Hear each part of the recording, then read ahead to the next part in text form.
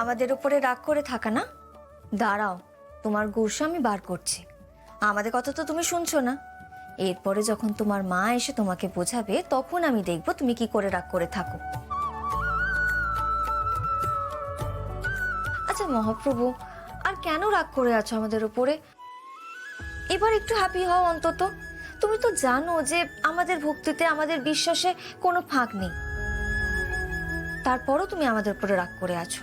এমনটা করে না লক্ষ্মীটি। প্লিজ প্লিজ আমাদের প্রণাম গ্রহণ করো, প্লিজ।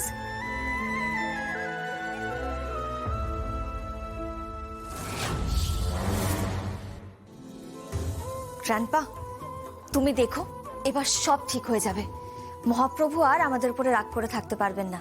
একবার সচিমাতার ব্রতটা হয়ে যাক, তারপর ওনার রাগ ঠিক পড়বে, ঠিক পড়বে। তারপর উনি আমাদেরকে ইশারা দিয়ে বুঝিয়ে দেবেন দারুর ব্রহ্ম কোথায় আছে আর সেটা কিভাবে উদ্ধার করতে হবে। তারপর আমাদের পরিবারের ওপর থেকে এই কালো ছায়া একেবারে মুছে যাবে। ভক্তির আলোতে আবার আলোকিত হয়ে উঠবে এই বাড়ি, এই পরিবার।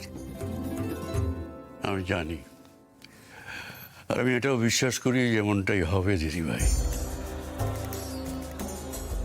তুমি আর দাদুভাই এই পরিবারকে রক্ষা করার জন্য যে লড়াই করেছ, যে সাধনা তোমরা করেছ, প্রভু তোমাদের এই সাধনায় সন্তুষ্ট হয়ে দেখবে, আবার মুখ তুলে চাইবেন।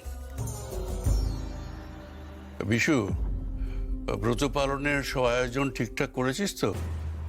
আমি তো আমার মতো করে সবটা দেখে শুনে গুছিয়ে রেখেছি দাদু, কিন্তু তবু ওদেরকেও একবার নিজেদের জিনিসগুলো নিজেদেরকে ভালো করে দেখে নিতে বলো। কারণ আমি তো আবার তোমাদের মতো অত পারফেক্ট মানুষ নই। আমি তো প্রচুর ভুলভ্রান্তিতে ভরা লোক। আবার গোড়ার মতো ব্রজধামের যোগ্য উত্তরসূরিও আমি নই। তাই গোড়া, তুই নিজে একবার সবটা দেখে নিস বাবা। তুই দেখে নিলে দাদু অনেক বেশি নিশ্চিন্ত হবে। বলা তো যায় না আমি আবার কোথায় কি ভুল ত্রুটি করে রেখেছি।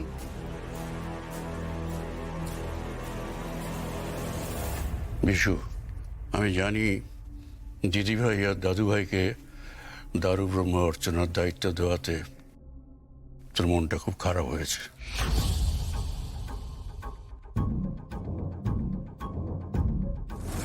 কিন্তু তুই আমাকে বলতো, ওরা দুজন মিলে এই পরিবারকে রক্ষা করার জন্য যে লড়াইটা করছে, সেই লড়াইটা তুই করতে পারতিস। রাতের ঘুম উপেক্ষা করে তুই আমার কাছে এসে প্রশ্ন করেছিস কি করে এই বিপদ থেকে এড়ানো যায়?